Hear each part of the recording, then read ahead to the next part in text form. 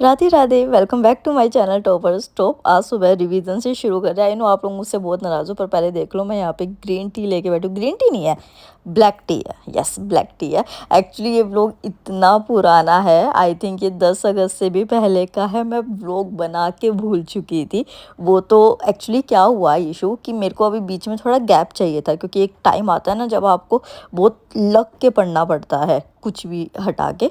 तो वो वाला टाइम था और उसी बीच में जन्माष्टमी भी आनी थी, और वो दिन मुझे डिसाइडेड था कि जन्माष्टमी का दिन मुझे देना मैंने अपना बर्थडे तक यार ऐसे कहीं जाके सेलिब्रेट नहीं किया या और कुछ नहीं किया मैंने। तो मुझे जन्माष्टमी का था कि करना है, तो उसके लिए मैं अपना टाइम अलॉट कर रही थी। इस वजह से व्लॉग्स नहीं आ रहे थे। फिर मैंने सोचा कि अरे चैनल तो डूब गया अगेन। मैं हमेशा सोचती हूँ कि चाहे कुछ हो जाए, मैं कंटेंट रेगुलर बनाऊँगी, कंसिस्टेंटली बनाऊँगी। पर फिर मैं सोचती हूँ कि यार YouTube is not my priority ना। मेन चीज़ तो एग्ज़ाम क्लियर करना है। यूट्यूब तो बाद में भी चल जाएगा, 10 दिन नाटक करेगा यूट्यूब, बट बाद में एल्गोरिथम ठीक हो जाएगा। तो उस लालच में फिर मैं कंटेंट बनाना छोड़ देती हूँ। पर मैंने सारे व्लॉग्स जो हैं वो मैंने जैसे आप लोगों को पहले भी बताया था कि 20 अगस्त से पहले शूट कर लिए थे अपने जितने भी थे।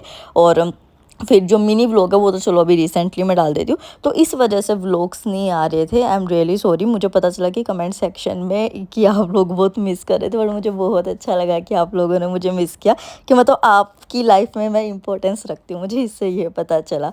और उसके साथ क्या था, क्या, हाँ, जब मुझसे कंपनी ने मांगा कि मैम व्लॉग भेज दो, ड्राइव पे अपलोड कर दो फॉर एडिटिंग, मैं भूल भी चुकी थी। मैं कह रही कौन सा व्लॉग था यार, मुझे याद भी नहीं। फिर मैंने अपनी गैलरी में जाके चेक किया कि अच्छा इस ड्रेस में पहले वाला शूट हो रखा था।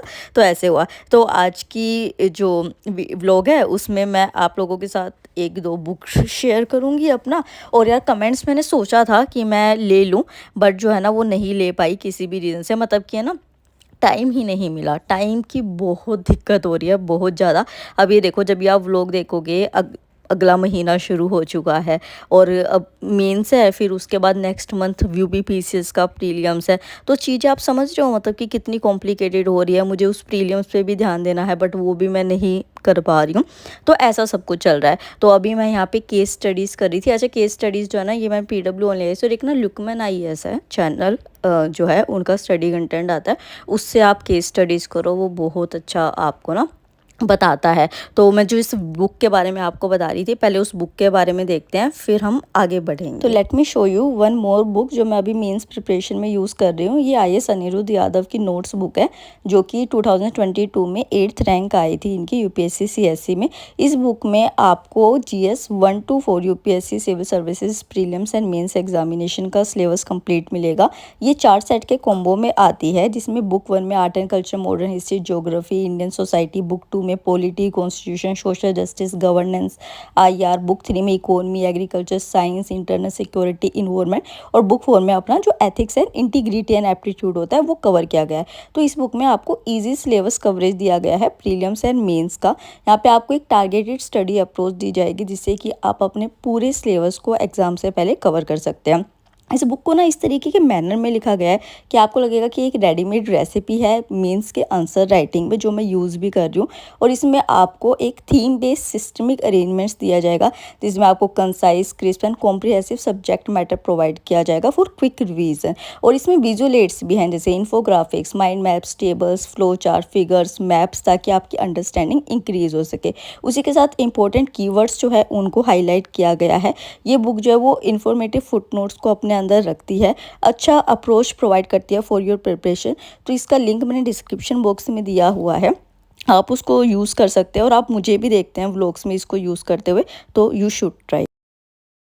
तो अभी मैं किचन में गई अपने मिड मॉर्निंग स्नैक के लिए, मतलब फ्रूट ब्रेक जो मैं लेती हूँ, और मुझे ये दिखा। क्या है ये, देखो ये छोटा सा, देखो प्रॉपर शेप है यार आम की इसकी। तो क्या था, ये ना मेरी मम्मी लाई थी, एक मेथी और कैरी की सब्जी बनती है उसके लिए, मेथी दाना और कैरी की उसके लिए। बट ये इस आते ही पक गई एक दिन के अंदर। तो मम्मी तो अपनी योगा क्लासेस में गई हुई। Yes, she starts her fitness journey. मैं रह गई हूँ, हालांकि मेरी मम्मी मुझसे अभी बहुत ज़्यादा फिट है।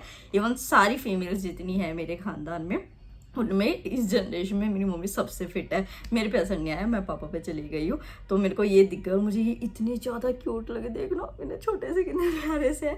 तो मैंने सोचा इसी को खाती हूँ मैं और टेस्ट करके देखती हूँ कि कैसा लगता है। इसको निकाल देती हूँ। इसको कहते हैं ना कि नहीं खाना चाहिए, इससे पिंपल्स आ जाते हैं। हालांकि मेरी स्किन अब ठीक हो गई है बिल्कुल। Let's try it.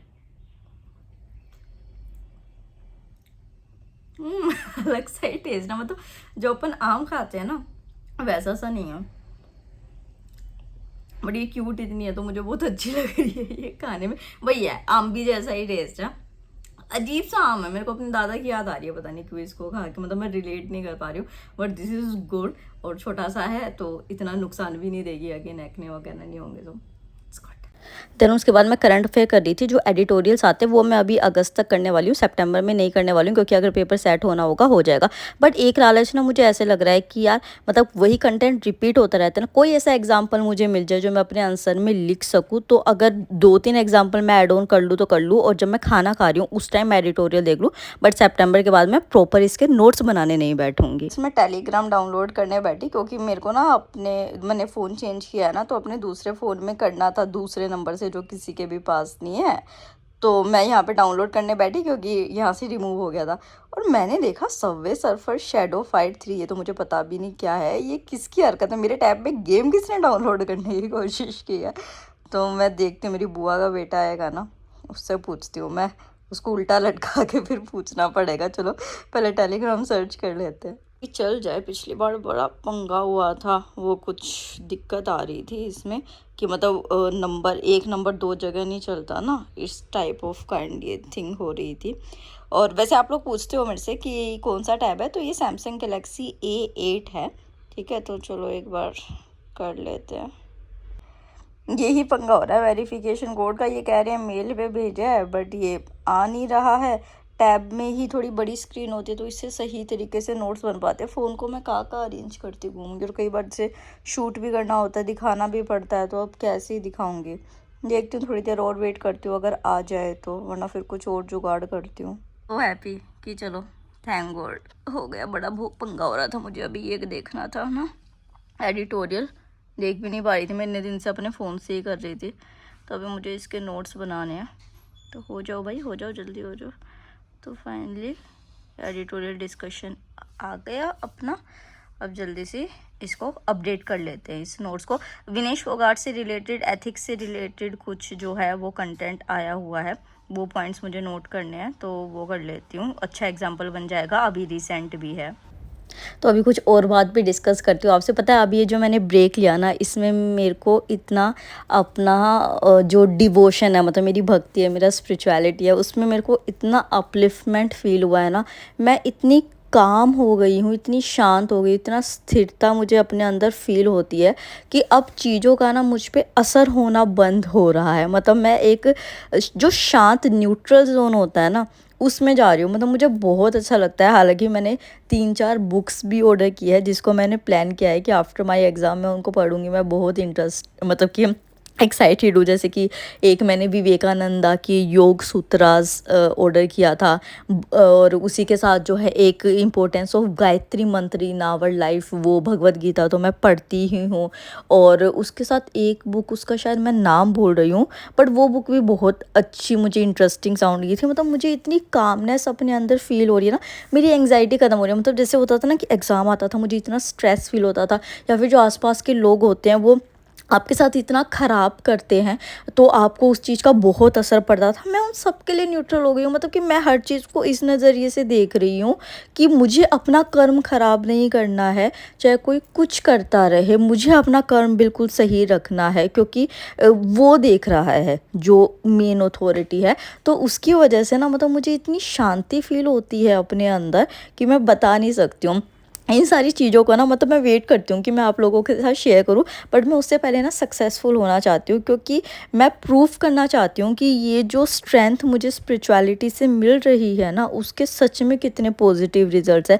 क्योंकि जब तक ये हमारी सोसाइटी का, इसमें मैं भी इंक्लूड हूँ, कि जब तक मेरे आगे कोई पॉजिटिव एग्जाम्पल मुझे नहीं दिखेगा ना, तो मुझे लगेगा कि अरे यार उसने किया भी तो उसको क्या मिला। और जब हम स्पिरिचुअलिटी, भक्ति, इन चीज़ों में जाते हैं, तो फिर तो हम इस चीज़ को बहुत एनालाइज करते हैं। मेटेरियलिज्म में हम तभी तारीफ हो जाता है कि अरे किसी ने कार खरीद ली, किसी ने आईफोन खरीद लिया, तो एकदम से अरे इसकी तो बड़ी तरक्की हो रही है। वो तरक्की वरक्की नहीं होती है, बट स्पिरिचुअल तरक्की को कोई नहीं देखता है, बट अंदर शांति मिलती है उस चीज़ से। तो मैं वो आप लोगों के साथ ज़रूर शेयर करना चाहती हूँ। और ये टेलीग्राम ग्रुप मैंने आप लोगों को पिछली किसी वीडियो में दिखाया ही था, तो वो आप कर लेना। व्हाट्सएप चैनल का ग्रुप मैंने डिस्क्रिप्शन बॉक्स में मिल जाएगा। उसी के साथ देखो क्या है कि अभी मेरा फ्री तो है नहीं, पर फिर भी क्या है कि मैं ये वाली वीडियो देख रही हूँ। ये मैंने अपने व्हाट्सएप चैनल पे भी वीडियो शेयर की थी, PWOnlyIAS की थी ये।